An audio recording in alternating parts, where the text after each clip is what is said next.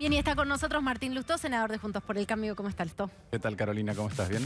Bien, bueno, a ver, con preocupación frente a lo que ha sido la respuesta internacional a los dichos de la vicepresidenta ayer. La Argentina no puede pagar, con el historial también que tiene la Argentina, y esto hay que decirlo, los antecedentes que tiene nuestro país en términos de la construcción de confianza, y una caída en los bonos y una suba en el riesgo país. ¿Qué significa esto para el ciudadano común?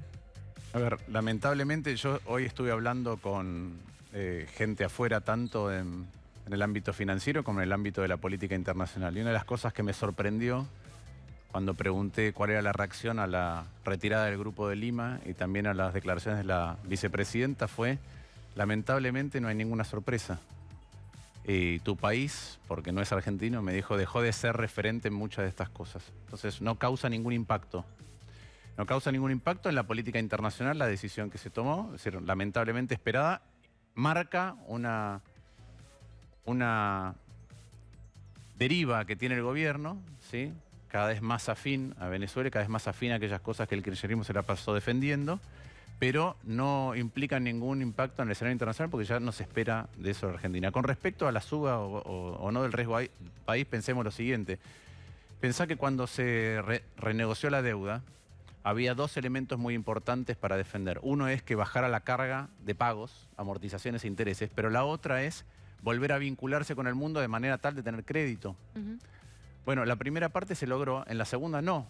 Y lo vemos en el riesgo país permanentemente, desde esa época hasta ahora, y además no solamente por el cariz que tomó la negociación, sino después por las cosas que se hicieron, el riesgo país continuó en ascenso permanente. Eso significa que no hay crédito para la Argentina, pero ya no había. Lo que hay es la confirmación de un rumbo, la confirmación de que Argentina va en un sentido contrario a las cosas que tiene que hacer para recuperar la confianza interna primero y que eso también impacta en la confianza externa. Y sin eso es muy difícil que haya una recuperación. Puede haber un rebote, pero no hay ningún instrumento, no hay combustible para encender los motores de la economía argentina. Entonces, ¿en qué se va a ver? Como decía recién, vas a tener un rebote producto de la caída fenomenal del año pasado, un crecimiento punta a punta, que es el que sentimos, muy moderado, inflado por ahí artificialmente en algunos momentos del año, coincidentemente con el calendario electoral, pero que no va a poder generar crecimiento a largo plazo en Argentina. Quizá todo lo contrario. O sea que los indicadores sociales, esos que nos duelen, de los que hablamos permanentemente, el crecimiento del índice de pobreza, crecimiento del desempleo, no se va a mover sustancialmente. La Argentina no va a estar en condiciones de generar empleo, la cantidad de empleo que tiene que generar justamente para mover esos indicadores. No, la Argentina lo que va a hacer es, va a tener un rebote que va a generar un alivio por la situación de encierro del año pasado y la imposibilidad de trabajar, siempre y cuando, desde el punto de vista sanitario, como venían conversando ustedes, se den algunas condiciones que hoy no parece que se estén dando. ¿Cuál? Una es que haya suficiente nivel de vacunación, no lo hay claramente, empiezan a faltar vacunas. Ya vemos provincias o centros de vacunación donde no hay las vacunas que debería haber a esta altura y entonces se genera ansiedad. Y lo segundo es si la situación del virus o de alguna de las mutaciones que tiene el virus ingresan a la Argentina generando otra ola. Entonces, hoy esas dos son dos grandes interrogantes. En uno, no estamos consiguiendo vacunas como están consiguiendo otros países, inclusive la región. Y en la otra, vemos alrededor, en nuestro subcontinente, que la situación sanitaria está empeorando. Entonces, lo primero es, va a haber un alivio estadístico, va a haber un alivio con respecto al encierro del año pasado, si es que no tenemos que volver a encerrar. Con respecto a la mejora de indicadores, yo no la veo. Me cuesta mucho pensar que el desempleo va a bajar, me cuesta mucho pensar que la pobreza se va a poder reducir en los términos que se necesita, pero además no solamente en el corto plazo. Hoy Argentina está desde hace mucho tiempo en un dilema que es que tenemos un Estado que gasta cada vez más, pero a pesar de que gasta cada vez más, tiene cada vez más pobres. Entonces la pregunta es, con este mismo Estado y más plata en el Estado, ¿vamos a resolver la pobreza? La respuesta es no, porque no lo estamos haciendo, a pesar de que el Estado es el doble de grande. Y con esta presión tributaria va a ser muy difícil que las empresas tengan la vocación y la capacidad de generar puestos de trabajo en blanco. Entonces vamos a seguir una dinámica muy anémica con respecto al mercado laboral y eso impacta naturalmente en la pobreza en un contexto además donde la inflación es tan alta que cada punto de inflación adicional por encima del aumento salarial, lo que va a hacer aumento salarial formal e informal, porque siempre hablamos de las paritarias, que son lo formal, va a generar aumento de la pobreza. Nico. Sí, lo saco un poco de tema, pero porque tiene que ver con lo que está pasando en la política hoy en la Argentina. Por lo que tengo entendido, hubo hoy discursos de repudio, ¿no?, en el Senado por el golpe de Estado, y hubo una senadora acá que habló de vudú y de Milagro Sala, ¿no? ¿Podría darnos una opinión sobre eso? Sí, yo creo que tenemos señales mixtas, ¿no? Por un lado, cuando recordamos cada 24 de marzo el golpe de Estado, el terrorismo de Estado que se inició en esa fecha, nos ponemos todos de acuerdo en un montón de cuestiones. Ahora después, a la hora de los discursos, pareciera que se olvida una parte, se reivindica una, se olvida otra, y por otro lado, se tratan de asimilar en pos del discurso político de hoy ciertas cosas de la actualidad con lo que pasó en esa época. Un disparate. Pero no, ya la escuchamos a la vicepresidenta el otro día decir que los mismos sectores que incitaron el golpe de Estado o los mismos intereses antes llegaron por un golpe de Estado y ahora llegaron por las urnas.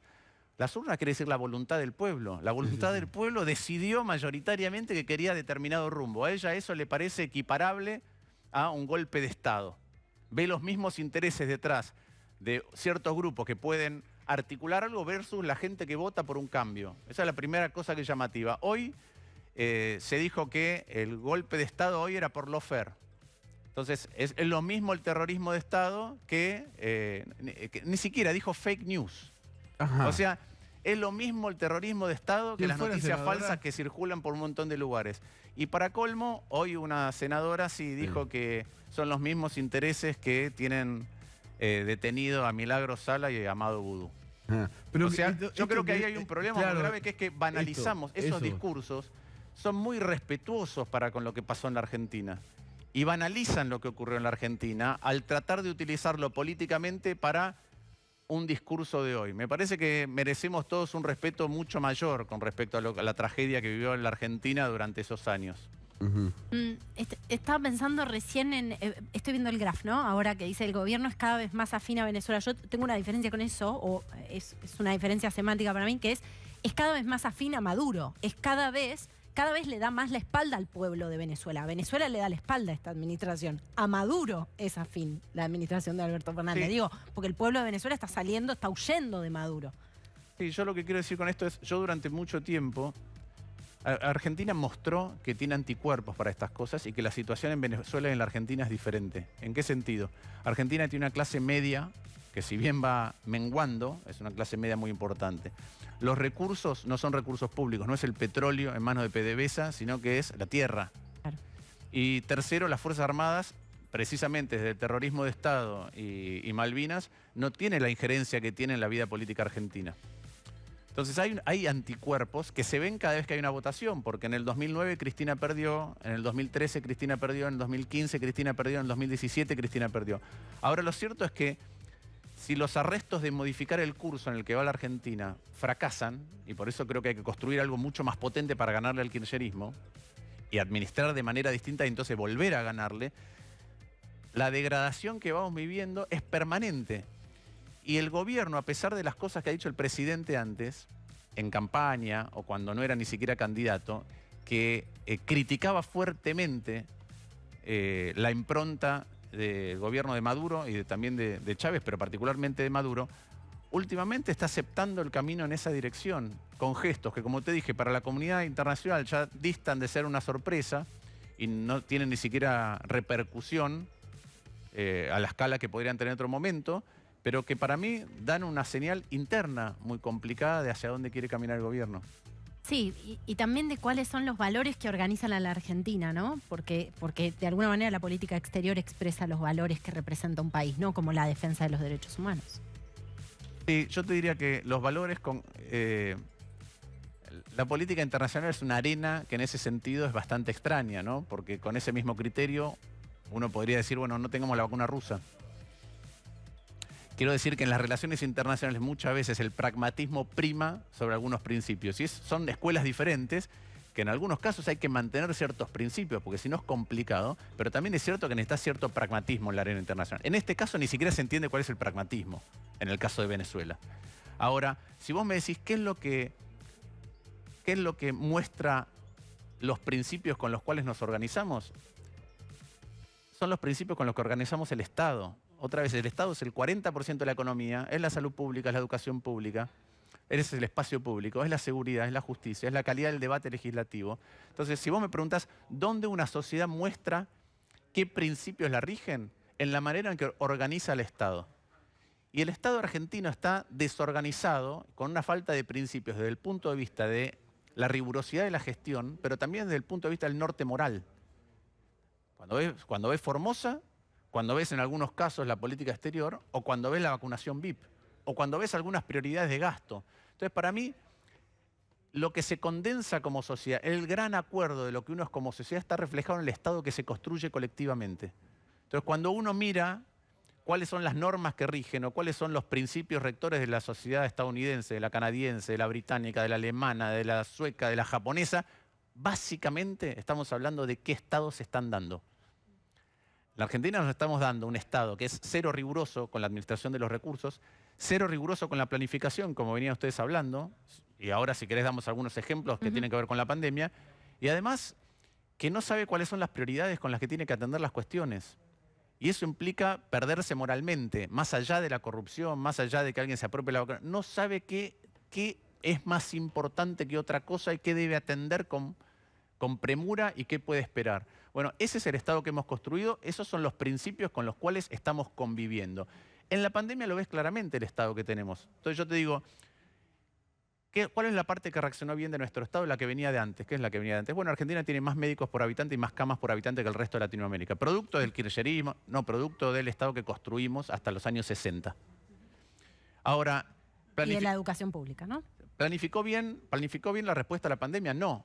¿Por qué? Porque Argentina es un país heterogéneo y vos tenías provincias o pueblos cerrados que no tenían ni un caso y estuvieron cerrados un montón de tiempo. ¿Planificó bien esa respuesta dada la heterogeneidad? No. Y eso que tuvo 100 días para aprender, desde que el virus surgió en Wuhan hasta que llegó a la Argentina. ¿Tenía test suficientes? No. ¿Tenía un mecanismo de seguimiento para ver los que ingresaban si cumplían con la cuarentena o no? No. ¿Tuvo suficientes vacunas? No. ¿Tuvo una ley para tener la amplitud para negociar con un montón de laboratorios? Terminamos con pocos. Ahora tenemos suficiente cantidad de testeos, el nivel de positividad te marca que no. Entonces, la verdad, y ni que hablar de la educación, porque ese mismo Estado que con la pandemia solo pudo tener una respuesta, que es encerrarse, y ni siquiera la calibró bien, en la educación, a través de todo este tiempo, no supo construir contenidos prioritarios para distribuir de otra manera, formar a los docentes con la versatilidad para lidiar con distintas situaciones y distintas herramientas. Le cuesta todavía coordinar protocolos, es decir, organización. Entonces, ese es el Estado. Los principios fundantes de nuestra sociedad están reflejados en el Estado. Y eso es lo que tenemos que mirar, porque hay que empezar a trabajar en un Estado que tenga más rigurosidad para administrar los datos y más sensibilidad para las prioridades.